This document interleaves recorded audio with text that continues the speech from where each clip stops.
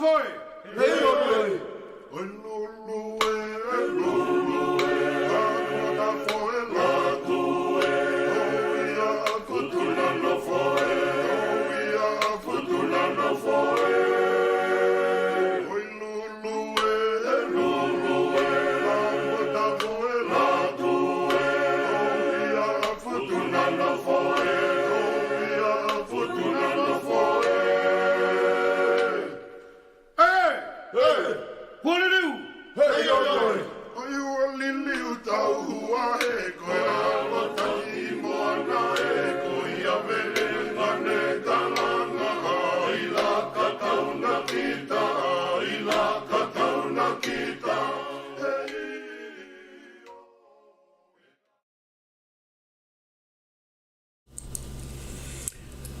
Ko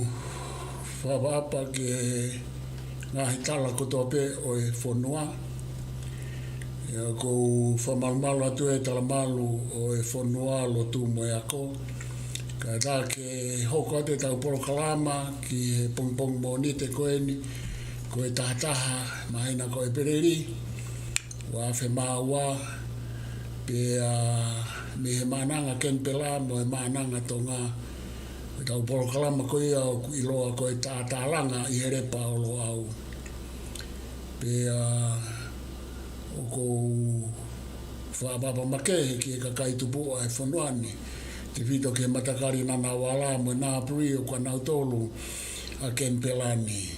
Pe whatulo watu he ki he ulu o haa maafu ka kai tamasipili nis kalau ni. Te poutoa ulu ka lala. Pe hono whare pe he ke whawhonga ko e tala whikaulahi o Tonga ki Australia ta ine Princess ko la tu fui peka tuko aho. Ai ngāhi haa,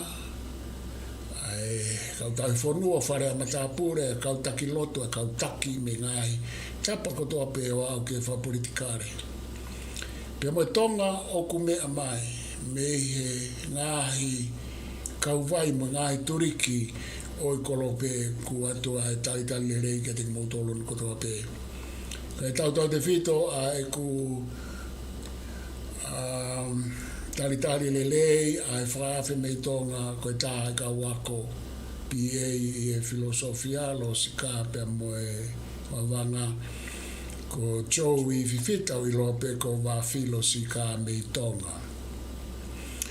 Whawhewhia whito Joh i e mao e whainga maare ko ni ke hoko atu e tau POLOKALAMA pe lawe i pēnā mao koe ko vitima ni e whamiri au ke mou ne lei pe au ke lawa pe ngai whatongea pa tau whawhetai ai. Ka i kai te uto e whaloloa ko e tau kaweinga ki he pongpongini ko e Tekinolosia mo e Filosefa ko Martin Heidegger Filosefa Siamane ko ia ko e whehu i ki he Tekinolosia i he lau a Martin Heidegger e hoko atu ai ai ma POLOKALAMA mo Joh i e ahoni pia mua ngaahi wike i e kaha o. Kai whawoke atu ka te koe Joh, ka tatoki hoko atu. Malo a wito. Malo a wito o wālu e kore peke.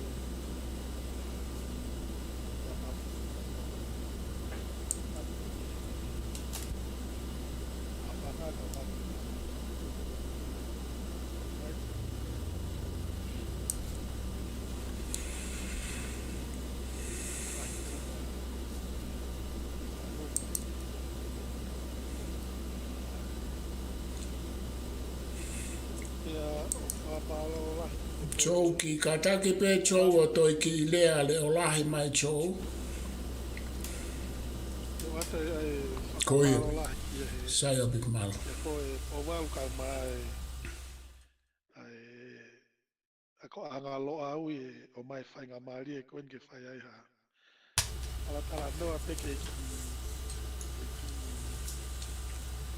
ki ilo na i te ngā peko manako a neko lawe ki mako manako ai ka veinga koe me filosofia me filosika ka ko whamala o mai whainga maari e ke tau para noa i ke whagi o ko oko ko ta pena e ma Ya, o tai pe kore ka more more ki matolo pe ai kakai o ku ilo mea I he mala ya koko panga ki whakauka ko te atu ko whakauka maulalo pe kai anga pia pe ku si o pe mo whakauka pe mo ilo o whakatatau ki he manaka ki he ngahi ka venga koe no whae te whakatalana ko e ka venga koe no o whae te whakatalana noa I he aha koe ni o te ka venga ia o te ka venga ia alunga ngā welahi ngā mani te taha ka venga I no fisi mua I he ka unu tau manani I he ngahi aha koe ni ko e malawa koe ke whai whakatala noa me ho ai ngahi mamama au me he tonga murin ngahi te kolote ai me ni ai ha Ma'ananga mo au mai ki te whanto o ko pou kotoa pe ia I he Tekinolosia I he te tau ngāhi ngā ue whakaaho toi taki mua pia I he Tekinolosia I he mala e oe ato I he mala o senisi I he mala o ngā ue I ka whakota poha ue tiki tanga ngā ue ki he moeanga o tautai o ku toko ni lahi ai Tekinolosia I hono whakaidea whakamalofia ai whakapolu a tangata I he whakahokotanga whatongia whakamamaa e kawenga ka mai ni toko ni lahi ki toi lelei ai ola o I tau ngahi ngā ue aia koe anga ia o I tau tia koe ki he Tekinolosia hange koe lau ka pa te tau whekenak pe te tau whakawhehu ia te kai hae uhinga o Tekinolosia te kai hae Tekinolosia o tui I kai te ono no hangahi kāi te lahi I hau te tena te mai I malaka te kono o ho hane ia te malahi o te I tāne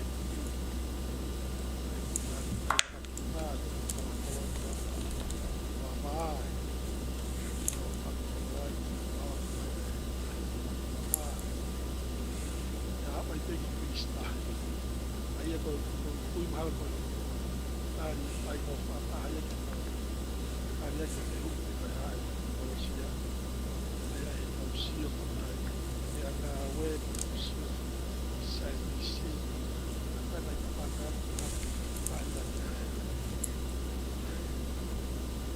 te hiu te tani ai te kui o hala tonu ia he a kai sio io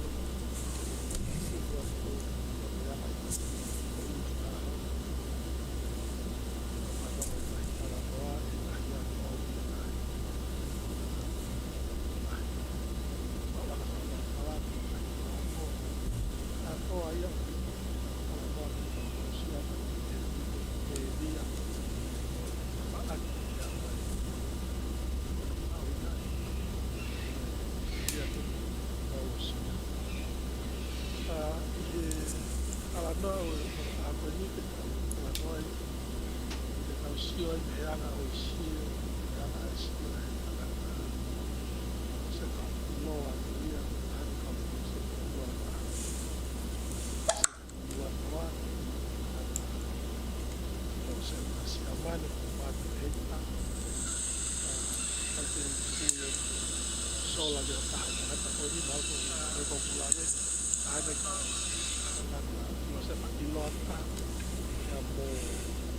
mo mana ko ai na ina woni si o itu ape sa Martin Heidegger tema ta val hiva ya ne si te kia e ahawano me ta hiva fito no ka tangata Filosefa Siamane ni aia na kau e tangata ni he kau filosefa i loa o taimi ko ia ya ko tangata ko ni na ane mui ki ngahi ako kau maa ngahi whakakau a kau filosefa i loa pe o kohiri tau te whito ai tangata koe ni ko Agostino pe ko sangato Agostino me senturi tol me whak pe moan i ke he pe na ngau ya ki pe he tangata filosefa i loa koe ni a ngai ngau e mohono ngau ya ke ngai ngau ya filosefa karisi i loa koe ia ko Aristotolo ya koe ngai whaunga na e whai aki e Martin Heidegger e ngai ngau e ngai ngau e mo ne whakauhinga me ai he ne whai e whaunga whawhewi koe ngai whaunga ia nei asi i he ngai taratara no a Plato ki ai palo filosefa i loa ko Plato ki he tangata filosefa i loa mo tu ki tua koe ko Sakolotes Socrates aia ko sangi pui tua e pakai taha ngai ngau i loa e tangata koe ko Martin Heidegger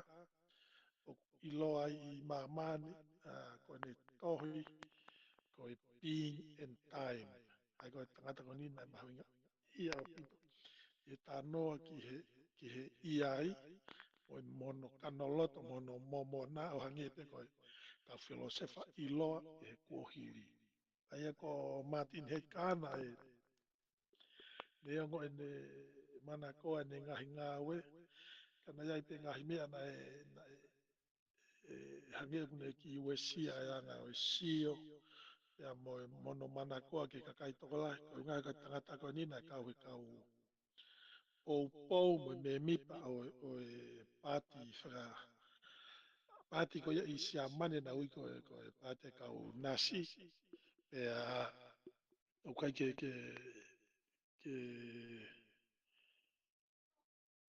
ko hamea ni o kuna e whapuripuri he tangata ko ni na ne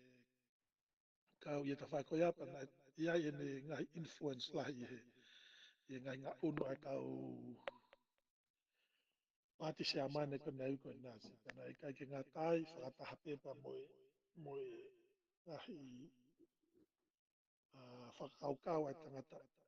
filosefa i loa Siamane pe ki mua ia Martin Heidegger tangata ko ia ko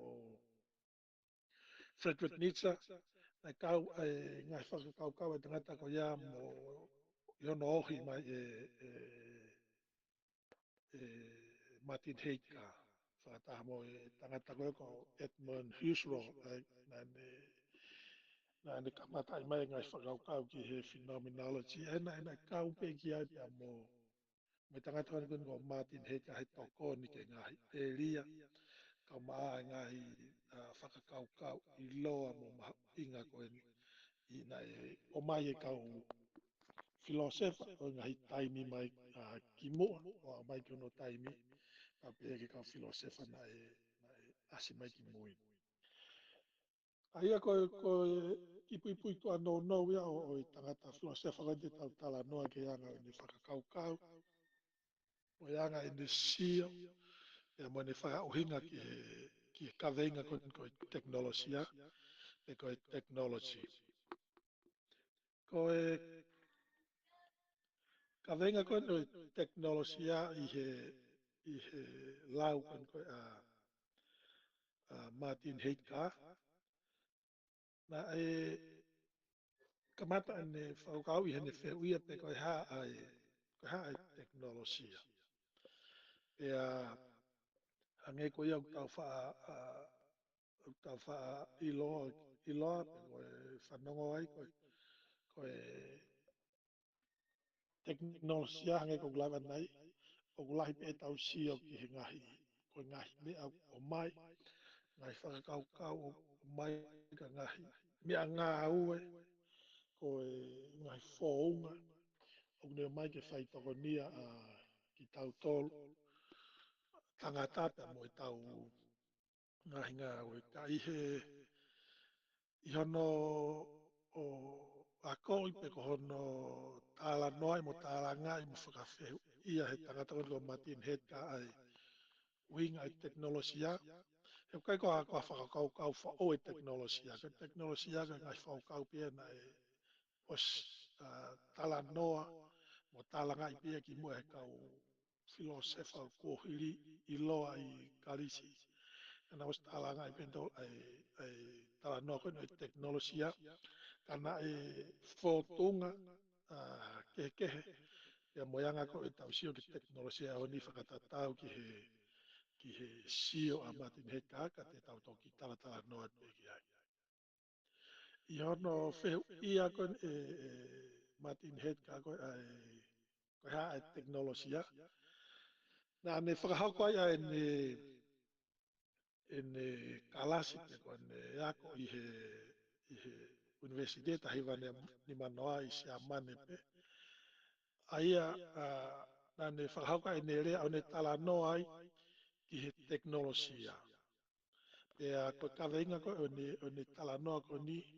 na e ui e tahiwa ni matolu ai na to pulusa e ne rea pe ko ne ako koe na whai tahiwa ni manoa. Tahiwa ni matolu mo ni mawhana e to pulusi ai o whakahingoa e ne ngā ue pe ko e ne speech pe ko ne i ako koe na whakahoko. Koe whehui, koe question concerning technology. Ai koe whehui whekau aki pia mo technology. Hange ko kulawe ki mua koe ngahi nā tūlain o ngā ue Filosefa iloa koe ko Socrates na ngā ue aki whakawhehui whetala no aki. O ate whakaukau, whak me whakaukau o whai e nau tātaro. Kana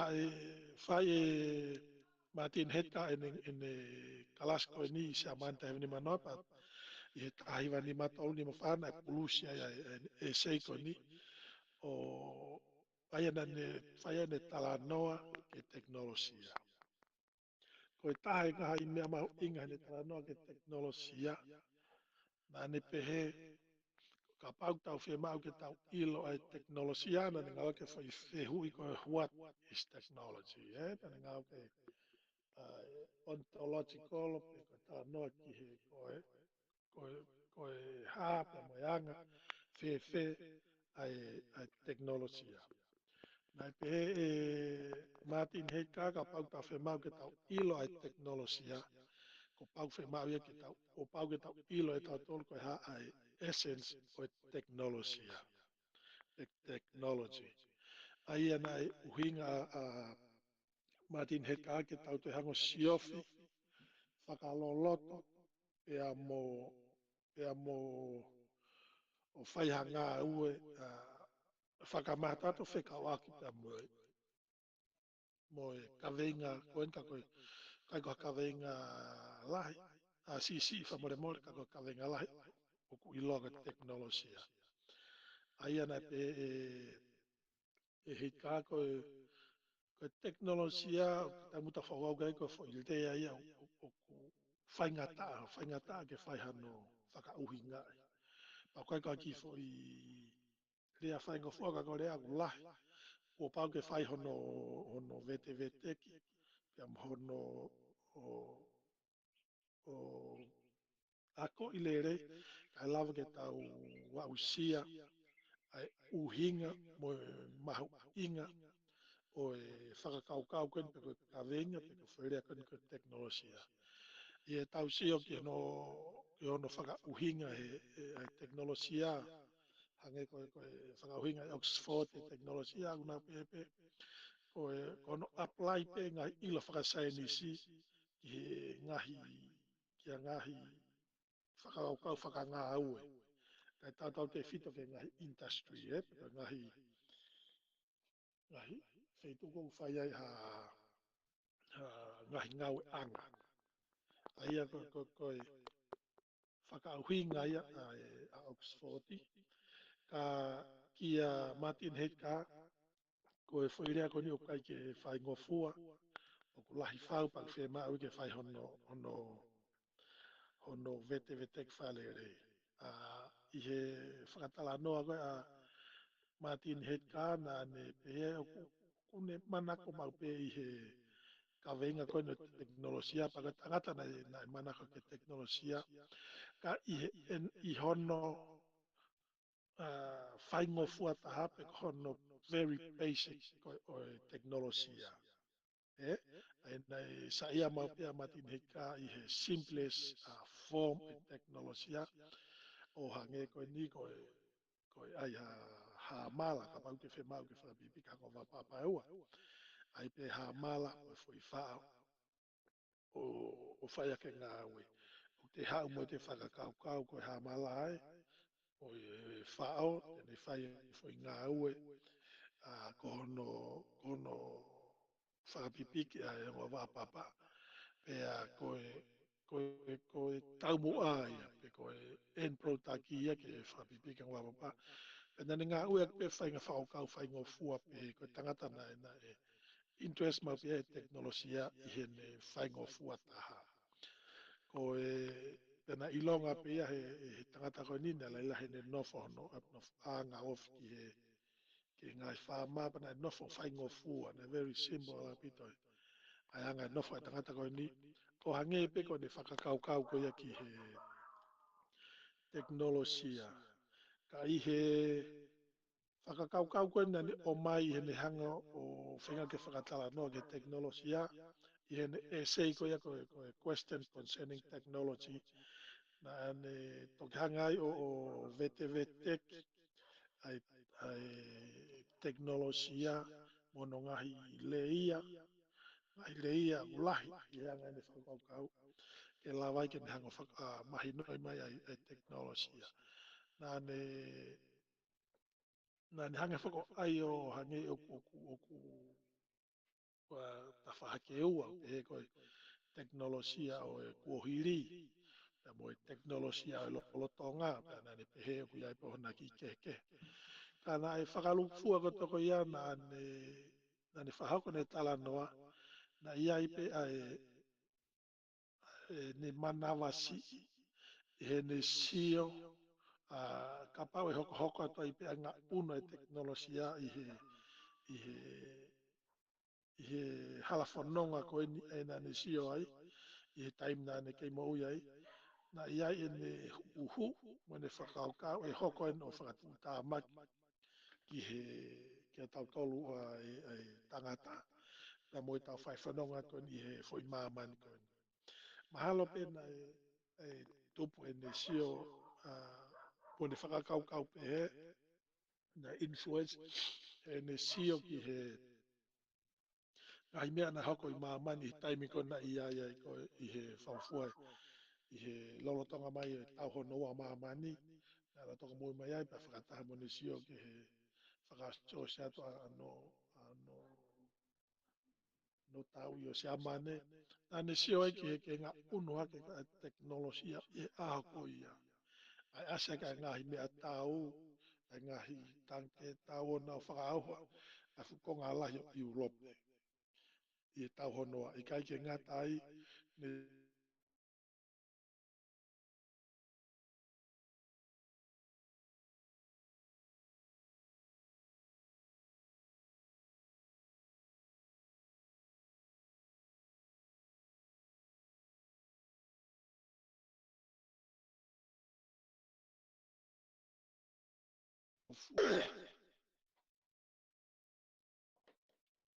mahalo pena kaunga lahi kia ene sio mo ene whakakaukau hange hange ka aha aho hanga teknolosia o mai ngahi ola tamaki kia ki tau tolu tangata ka mai tau whai whanonga te maman ko ni I hene sio ke ngahi mea koe na hoko ai koe taha hiva ni manoa koe mo e ni matolu ni mawhana ne pākia e sei koe ni koe o spea tau hiva me me whakas o sa te tau hono wa ai ana mamata maman ke ngahi wesi alahi hange hange ko I whaukau Martin Heidegger ko contribute I lahi na whai e teknolosia a ko ia ki he ngahi palpare ma ko ni. Ia I kai ko ia pe ko tu ye anga o whakakaukau po anga o sio. I ngai aho ni malu tau mamata pe oku makehe mea kotoa pe. I he ngai taimi koe whana tau ke whamatala Martin Heidegger. Lava ha lau aho, lau wike, lau mahina ke tau whengai ke tau alu ki ha ngai whanua ke. Ka i he taimi koe ni o Martin Heidegger whaafua ke tahiwa ni mga futupu. Na sio Martin Heidegger koe whepuna ke wakapuna ia alpe ulau houa pe. Na ne sio ke anga ngā unu e ngai maonga whamatala. Oku taimi si pe ia ko ngā koe re tio pe mo ngai maonga whamatala pe. Na maonga fua pe a ngahi wheitu koe nei mama au holoke Tekinolosia o hange pe te manga pe me ta whako ki ta whako. Koe ngahi wā koe i loko ki a ngahi maonga whamatala nai. Mama au holoki pe a ofi. Rea ke pe re tio whamatala mai me ngai tapa ke o whanua, ngai tapa ke o mamani. Ngai mea koko ka o se ngai ko tala noan me ngai feitu mamao o ku wā mamao a vai waha i he tahi a vai waha i ngai whanua lai a usio Martin Heidegger ko ngā unu mai pau ka whai ngō fua mea kotoa pe pia ka pau te tau o mai ke aho koe ni alu pe ke toi fu wa au fianga ko taime atu koe ngai ko Martin Heidegger mahalo koe Joh, ai pe ke ki hua ka taki. Ia, ko mea koe no ko mahina mai ko whamalo atu ho hulu hulu mai. Ka ko mahina mai me ho tala noa. Aia, te ke lawa o pehe koe whakakaukau a Martin Heidegger i uhinga koe ko ke osihanga o tuku mai. Ko ene wakai o ku hanga mau pe he Tekinolosia i he kuonga motua mo kuonga fo'ou mo e tau hao me senturi ko osi ke senturini o whakawhaingofuai ai me a kotoa pe tau whai pea na ke omi mo poini mahu inga tahana ne hanga o kikite i mai e to e hoko Tekinolosia ko tau tū kia anga pe e whakatū tā maki ka te tau tōru. Aia, au ku ke pehe nai, ko poini e taha, au ku ke osanga tuku mai, tuku ke malawa ke anga e Tekinolosia o hoko ko tau whakatū kia anga. E lawa he Tekinolosia, o ku hanga he Tekinolosia isa, o whakawhaingofuai, ai tau mo ui he an. Aia koe te whitei whakau, he koe ai whake ngai whakaukau o ku hanga he Tekinolosia whakatatau equalize ki tau tōru. O ku hanga he Tekinolosia whakatawa taina i tau tōru hange ko John Dewey me kau tama ko ia ka koe mea peko fie hua tu ai e malawa nai ke pehe ko te whitei whakaukau mahu inga ia e taha pe ua a Martin Heidegger o ku hanga Tekinolosia whakawhaingofua e mea kotoa pe. Pe koe taha e toi malawa he Tekinolosia hange koe hafo i pala tokasi o hoko ko tau tū kia anga mo tau whaingata ia anga Aia o kusai pe toi iai a ene fo i whatuta make whai. Kai whakafoke atso ka tak pe ko ku hua pe i he fo i uhinga ko ia e taha pe ua ko ia malo. Malo pito e po valu ko tu mal ko ni ia ngai ko ko whakatala noa ko a Martin Heidegger pe hange ko lave na e loloto fau a ngau a Martin Heidegger ki he whakaweinga ko po whakakau e Tekinolosia o hange pe ko ngai ngau ai kau filosefa kotoa o kohuiri na nau siolo loto pa nau huke i le rei a ngai whakau mo ngai mea koto a pe nau interest ke nau hangoa ko i pe ko nau ngau ki ai. O hange pe ko ia o kutala noa kia Martin Heidegger i he ka venga ko no Tekinolosia. hange ko ku lawe na ilo pe Martin Heidegger ngahi mo ni mea ko ia o kawa ia ono whakawhaingo fua i o ngahi mea lahi. Toko lahi ai teknolosia i he ngahi eria lahi.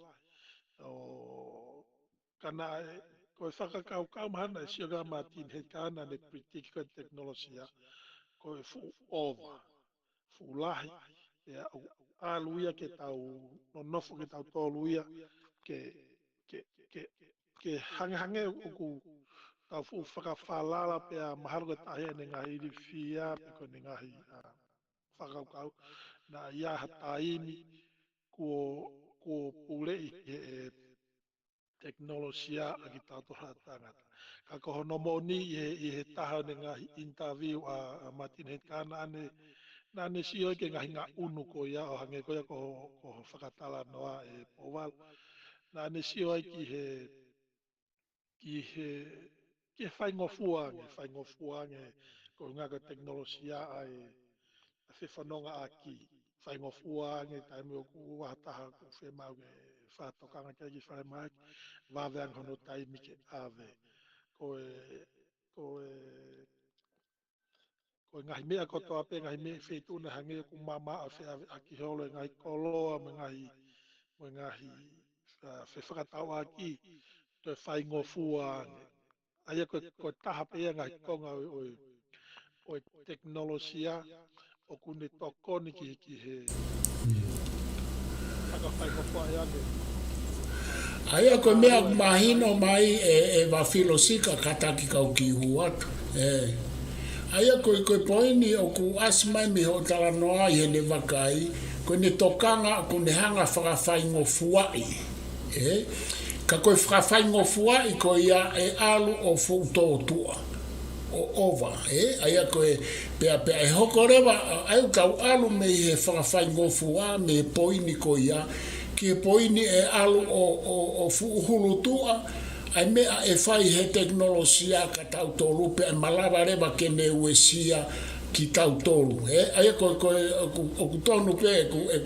ku tānaki ko ia e fwoi poini mahu inga ko ia e Joh Kataki. Iyo, oia, aia ko kamata ko te whakatokanga i ko te Martin Heidegger ai ngahi na unu ko ai mamani ai malawa ko malawa ko ngahi space ma ngahi wamama au hange ko numi mai a ofi ko alu pe lau hoa pe ia ko te au ke ngahi whitu mama na wha lau wiki lau mahina pe koe ngahi hange ko ngahi whea ki whamatala pe koe ngahi instant information oku wawe au pita pene ngā unu pe ka koe ngahi mea na anga mahenu wha alua o tau e taha pe taimi niu kai pia ki te ilo ki te ngahi information ka koe taimi nia ko au mai pia koe taimi si pe ngahi information ni wau mai aia o koe anga koe sia koe a Martin Heidegger pea e te albeke te whalotange e tatala noa ngahi wike ka hako mai. Ko e ngahi mea kotoa pe kotoa koe ni. O ku iai hano lere ka koe mahalo koe sia a Martin Heidegger na alu o futo toa e iku a pule i pika dominate e he mamania a e he ngahi misini. E hange koe ngahi mao whamatala e whai e pule i he ngahi pa hange tuk tau sio he ngahi ahoni e pe malawa ke tau whakauhinga i pe hei pe ikai ko kamata ke mōrea te ngahi ngā aue ko ngā pe koe lahianga ngā e ngahi misini pe maha ke utok lawe ke a muiang ka koe ngahi mea pe he pe a oi pe ki he whakatata pe ke ngahi ahoni koe tau he taimet koe na e watu patok whetau laki o ai whainga wā mama wheunga ke nau whetau whanake. Koe taimini ko tō pe whanua e taha angange ka ne whanai pe na whai misale e takai pe whanga whetu pe mama. Aia ko tui mā ko taha ia ngai uhinga pe he na uhinga ka Martin Heidegger. O ku e alake ngahi mea koe ni ia pe koe tau mea utau i koe teknolosia pe koe ngau tau ni ma o tu ia ka tau tari ui tau tolu ia ki ai. Pe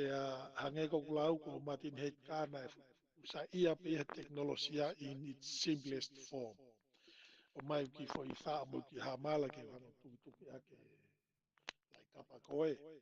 E ko hono kasa i o e ki foi popo he kumea lere. Ko tai mini fai ko pe he whanga fumi sin. Aia koe poini e taha e tau ka taki ke uhua tu. O ku asi mai koe ne whakaukau ke potu tatau pe e tau a whewha uhi mo e teknolosia. Ne? Aia koe ku uhi ngā ku asi mai mo tānoa. Koe anga ne whakaukau ke ua hoko ia ko ha mea e mālohi ange.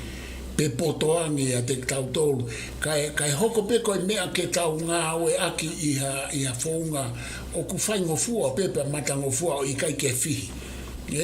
Aia koe u mea koe a whoku ase aho ni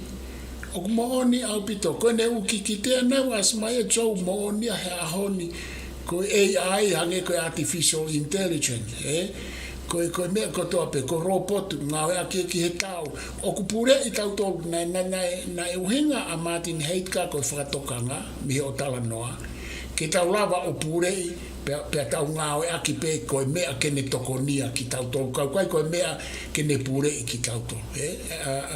Koutui mahalo tau koe anga pe tāna ki atu he. Maari e ho hanga o whahuhu mai, ai anga e alu e me whakaukau. Kai o whavo ki atu katake. Ko tu mako ki ko i para tata mai ko tua ke ko para tata na para o ki ai ko te he ko tangata o sio ko te mau ke tau ai na ki tau e me tanga la tua ko tangata o mana vai oxigênio tau tau mana vai me ya na tanta to pa ya ya tu whaka amua ke ai whakau ke tāhi ke whaia ke ngahi mea papa ke langa hako ku whare. Ia te ia ke whakau na tawa taina pia ko au na ta taina pia ko tai pe te toki fie mai to ala lewa o whai hono e ngā hawe ke whaka. Ko e talanaka a Martin Heidegger ke kuonga ni pe alu e teknolosia ko i he taimini ai ku he Martin Heidegger au kai ke ne fu sai ia he anga whakau ko ia. Ko e te tō o siat ke whakau, o kai ke te saitaka whakau o whawhawha mai no lan mata mo ene o mai a malu kwa tātolu pa o mai me oxiseni pa me tonga i tongoni kala ke tau ea me climate. Kau tau siat pe toke ki whakau koe la i pepa, ke whai ai kua koe tau a koe pe koe green melai pepa. E mniu sa toke a kau koe ai o kai ke tau ke sia te ka fuakau ia te ia pe no essence ko fuakau ka tau sia ta tolu ki ai o hange ta tolu force ia ke hoko ia ko mea ko tau fie mau ai ko yanga ko teknolosia ko na sia ko ki ga Martin Heidegger ko ka hange ko lau te toki ala ki mui te toki lave ki ai he ko ga nga hire na nga lak me rea whakakari ki a ko ngo wherea mahu inga ko Taim ko tapeu tau ngawe ki he uhinga ko teknolosia he anga o ihi o ngai wha uhinga na pe Martin Heidegger ko tau whenga ke tau hango o ka pau ke tau sio ke fuakau ke tau hango o reveal mai ha whahinga foi mo oni me ai tau pepe hange ko tala no ko e whakatata anga maheni ne whangawe aki ko e whakatata Aristotolo, i tā no Aristotolo he teknolosia i he kuonga ko ia o Aristotolo. O ne ngā ue ai ipu siriva ko whawhaya ke inu waine. Pan hangrewa o ange ki he ipu siriva ka angahi cause, mahino pe ko cause and effect ka tala no, ka no a whauia. I he ko ngahi whakakaukau ia o filosofia. Pea na ane ngawe ke ngahi ko se fa. Ai ko ngahi mea une hanga ue sia ke lava ke tau mawa ya foi whaka kau ko ia. Ai na ne pehe ko ulaki pe ko kapa ko siriva ko tatano ke siriva ko whai ke ngahi o ipu ulaki ia pe ua ki ai o kui ai pe mo e fotunga o siriva mo e fotunga e pue tame whai ngawe. Pea tolu ko e toko taha ko une hanga o whai e ngahi ko o ipsiriva. Pea whārewa ko ipsiriva mono whatongia ke whai ki ai ko whai aki ai inu o wai. Aia ko yanga e nau sia ko ke teknolosia.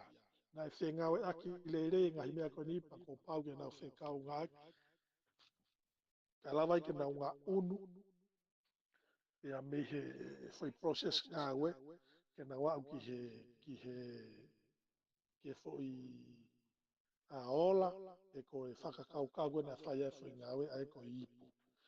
Aia ko yanga e nau sia ko ke teknolosia. Tau sia ki he ku hamala. Ko foi whao. Mo foi process ko e whai ake foi ngā we. Aia ko na e pehe a simple e nau sia ko ki he teknolosia. Ka ko e whakakau he taimini he anga ko sia ko e kau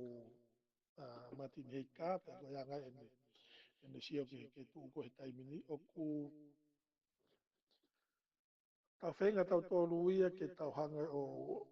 kai ke tau hanga peo o whakahaa mai. Pe ko no unconcealed hafo i mea na hai. O hange ko tau tānoko ki teknolosia. Ka tau hange tau tolo o mai ngai me a ia o whekaui. Hange tau whekaui pe ko e kere. Ai ko yanga maheni na tau hau pe mo e ngai taimi ko e pa mo e ki huo. Ai ko no huo, keri pa toke fuakau. Pa tau whakangongo rewa ki nā tūla ki ne hanga o mai e fuakau. Ko e aho ni au tau hange tau tolu ia o mai e ngahi teknolosia ke tau hange tolo pūrei. Ai kere e mo non whakanatula. Tau hange tau tolo ave ki ai hono whawhanga. Ave ki ai pa mo e ka pauku taimi momoko. Alu kai pa mono fo i greenhouse o nai a whakamawhanai. O tau hange tau tolu ia o wesia e natula a whakatatau ke tau fie mau. Ai kaki hange ko talanoa ko kimoa. Ko tau aipefu windmilla, tu peke hau pe e ahe ne hau whai keri hapo tau o vilohe windmilla. O la valeo ke kirisia ke wheat, pe ko e mau mea i ha uhila. Ai ko sio ko ngahi mea na e whai tokanga ko ki ai ko a Martin Heidegger ko hono whakanatula. Pe au te tau hanga uwesi a natula o te tapre natula. Versus ngahi mea ko whai he ai kongo ni tau hanga nake ngai kemikari ke tau hange tau tolo pule ia kere ua wen ki ea tau hango tai mawhana tai momoko hangi toke ngai ke mawhana Joh kataki Joh ke ki hua tu Joh aia oku mahino mai ko e tangata ko e ni ai marie a Martin Heidegger me o talanoa na ne fie mau i e taimi tau fie mai au ke tau ngawe ake anatula mei he o ngawe ake teknolosia na ane toi whakaamu ke tau ngawe ake i he anga pe o natula ko poini kon ko fie lawet ke ai e ne hanga o mai whakaukau malawa e he tau fie mau e tau hanga impose po ke tau hanga o ai atu ka ikai ke tau hanga po ai teknolosia ke me tokoni e tau ngawe ke whai pe o whatatau ki he hanga natula e pa ko poini mahu inge ka te ko poini e taha ko whia lawe ke ai ko talanoa ke whakaukau e essence na ne tānoa ke ai o e te whito i erito pe ko e tamai mata o a whainga mea ke tau hanga mahinoi pe tau whairewa hanga aue mei he tamai mata ko ia o hange pe tau tokoni pe ke puke ka ua te tau hanga whaka auha pe ko poine e tahana ke hanga mai ko malawa ke tau hanga o whaka haima Ko whahai mai aheanga o mea ko ia he whakaukau e whailea ko revealing, ka ku fu maarea a bito chou te whawhoki atu ko tātānaki pe ngai poini mahinga ko ino ku ke hanga o whola loa mai, kai whawhoki atu so malo. Io, mahalo ko ngai whakakaukau ia Martin Heidegger Pauvan. Hange ko lau ko ta ki tala noa pe ni ko foi fuo pe a tina tok foki mai o tala noa ki ngahi unga tonu o ngahi whakakaukau ka mai ngahi ilo na o mai Martin Heidegger. Hange ko tala noa ko ki he essence ko e tahia ni whenga ka Martin Heidegger ke ni hango o tala mai uhinga ko o Tekinolosia. Nane whakatata aki Tekinolosia pa mo tano ke essence ke ni tala mai ko ha Tekinolosia. E ni tala noa ko ke ulu akau na i pehe e Martin Heidegger. Ko e tango te tala noa ke fu akau. O ku te whemau ko ke te tānoa whalufua. Ka pate ki tānoa pita ke fu akau e taha, e ke te lau ki ta o tala noa ke me ange ko ni treeness, o fu akau ka hanga fu akau e fu akau ko ya. Kana ne pehe ku whemau ki te sio whatola ki te sio ka hanga hibi aku nau tatawai. Ko hai ulu akau ko hanga nau tatawai o ku nau tau pehe ko ulu akau nau o mai ka ta ula ka una tatau mo na fai taha no tupu'anga mai ai oxygen ai kasa ko ia e o na hanga o tokonyo no to atu ai kasa kona ko ia ko carbon dioxide o ku na o mai moko moko pe a ka ulahi o ku au hana usino ki ngau ia ki papa ai ko ngahi mea ni hanga o mai ko essence ia ka upa ka bade sa kita ka fo ka upa de pe o ko fuaka ko na ku winu hono ko aka o ku winu hono foi fua e tonu pe ke funiu ka e hala le va ke tonga ai ku ka pa le te tau pe ko te fenisi ne va ka o ku winu hono fua e hala le vai ko hana uhinga ko tau tana to ke ki individual tree pe ia ku ko e funiu ka ko ia pe ia winu hono fua ai ko tau tana ko fa ke falu fua ko tree ko ai SNO tree kami ang hango aya ke hoko ko tree ay kai rev ke tonu pasika ay foi whakakaukau ia pe ko foi whakauhinga ia ko ia ko tree ku ia no fua ke tawinu he ko funi niu pe ia me ko whakau ni i to si pe ai ang pe tala no ko amati he ka ke tau sia ko ke teknolosia ko hanga himia ko common ia i pe tala no ko uhinga na tala no ko amati he ka ko ki i he mode o e tauhanga o reveal. Winga ka teknolosia ka tauhanga o reveal, pe ka tauhanga o bring forth, pe ka tau unconceal ha whahinga mea mahu inga i ha whahinga object. Pe hange ko kulau ne ngau ya ke Martin Heidegger e talana ko ki object, ne pe ka object ko tau pe kunau. Iai e whafo i kose se wha, ne hango kose ki nau tolu. Pe hange ko fatala noa ko ia ia kun hango o ange a essence o teknolosia e fo i kose se fa ko ia pe ko ngahi mea he taimi o Aristotolo pe ko i he kuonga ko nika ngai whaukau ko ia o ku iai pe ia pe ko essence ia o teknolosia i hanga ko e sio a Martin Heidegger ten hango o define pe ten hango o mai uhinga o fuirea ko teknolosia ai au kamata ai ene tala noa pe ko ne ako ko na e fai i he tahiwa ni manoa a whekawaka mo teknolosia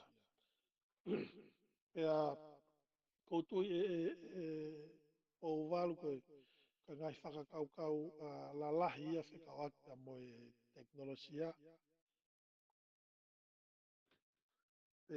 mo sio whakaluk fua ki he teknolosia i he anga ngāua koe nai whai e Martin Heidegger ki hene whenga ke faka'uhinga e Tekinolosia. Pea mahino mai pe i he whakakaukau na o mai pea moe na tula o ene ngāhi ngā ue kau mā ene e sei koe ni na e pulusi pea me hene ako na whakako na ane fuku. Mahuinga ia ke whai hatokanga ki he teknolosia ko hui pe mahalo i he anga sio ma anga whakakau kene e sei ngai ne tokanga ma ke kiha ue sia tamaki e ala whakahoko e teknolosia o ka pau e kai ke tau tokanga i lelei e ka pau te tau fu ngau e vare aki e malawa ki hoko ai ha palo parema o hange pe na e si tala noa kai a Martin Heidegger i hono whakaauha o Siapane o kolo i Siapane ka mai mau mo e se alahi ko alahi o Europe o se tau hono wa e na asa ga no ngau e aki o teknolosia. Mahalo po valu ko ki mea pe ko la whakata noa kai e ta POLOKALAMA ko ni ka tuke ka paka whehu.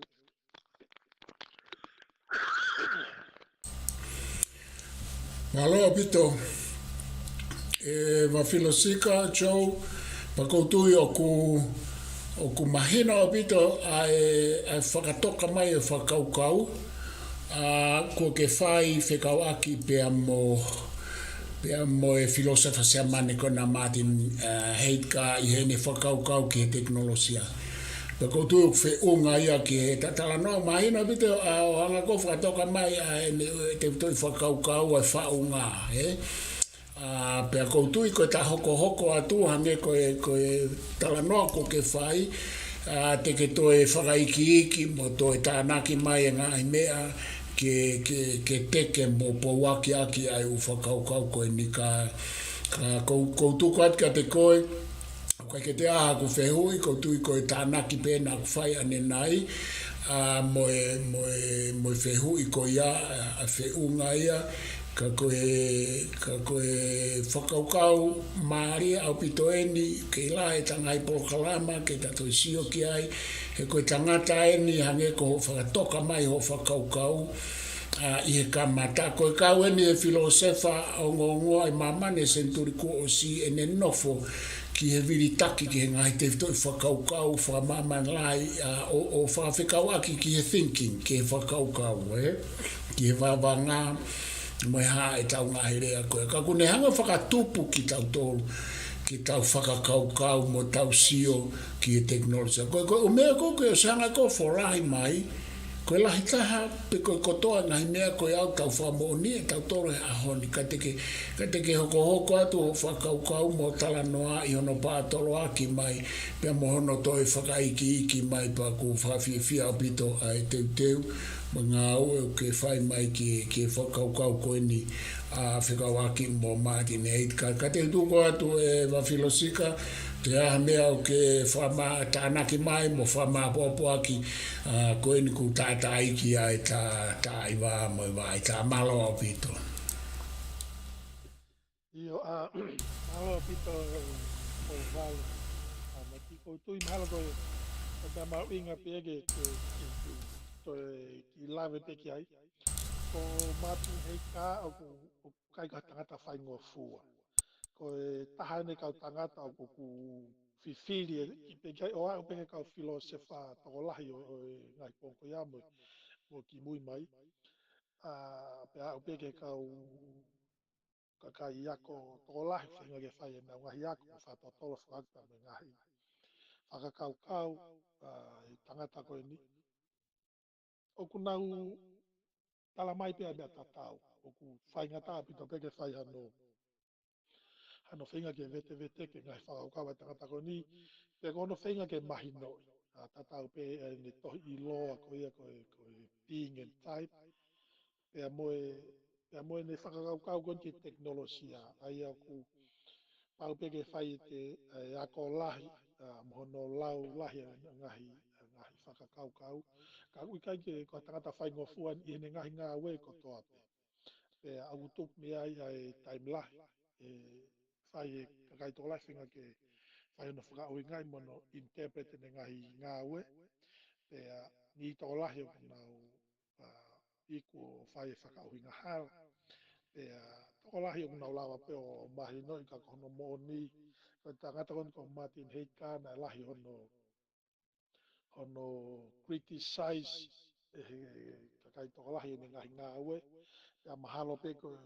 uhinga lahi no criticize pe ko hono whewheu ia mo kai ke mana ko ai tangata nia ko ngā ko ene tawhaaki ko ene ne pou pou pe mo ene kau ia pāti ai kau ai kakai grupu ko na wika kau nasi i Siamane pe a kawai ai tau hono o mamani pe a ka kehme ai ko tui mahalo oku hange pe ko ki motu ani ka pau oku kai ke fu tono e whakauhinga au whatatau ki a whakauhinga tau ki tono ani te hufanga pe ngā e tangata niko tangata ngā whaingata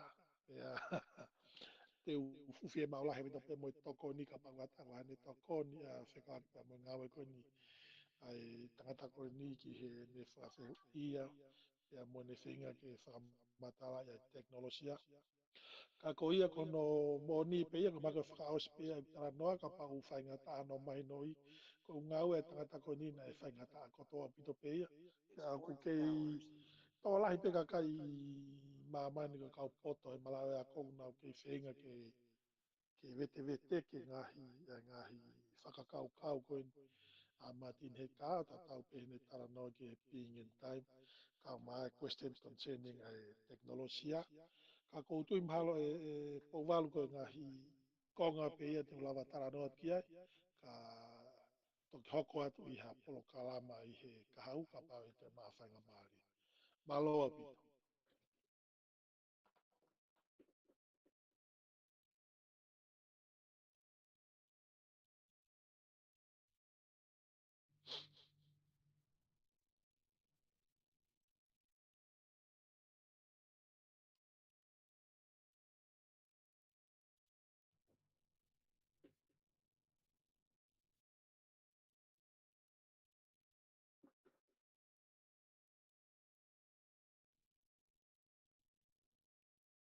Kataki kai ke ongo lelei atu ia. Kou whakamalo atu Vafilosika ki he teuteu ke whai pea mo e whamaapopo ke whai mahina o pito. Oku mahina mai pa kuongo ke te au o ngā awelahi ki tangata Filosefa whaingata ko e ni ono au mai e ne u whakaukau. Pea koe kau ia he kau Filosefa fihi o senturi po osi. Ka koutui ko ho lotolahi ke whai u whatotolo, whai u kōs ke ai whapit.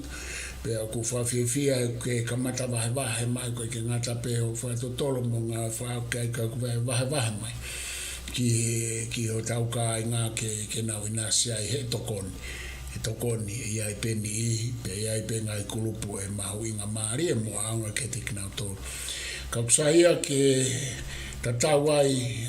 o tae wheku maahe aoni kai toki tuki.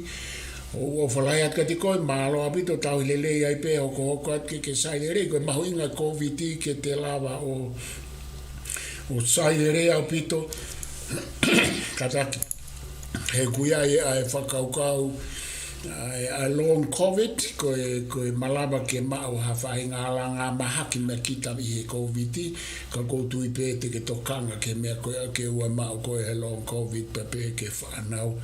pe ko o whalaiat ka ki mautoru mo mea mai o whait ka ki mautoru i tonga pe mo e whiangangai me COVID ka whiangangai ko toa pe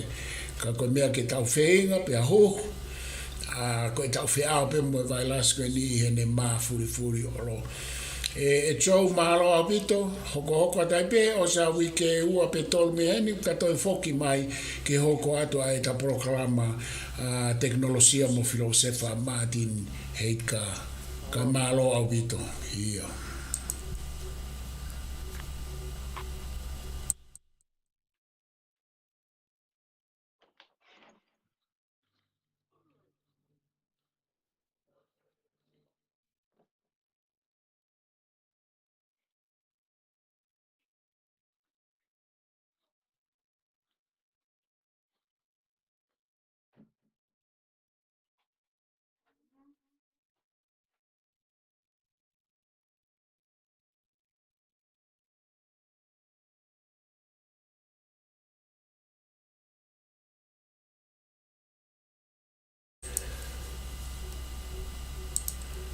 Sai koe nā ku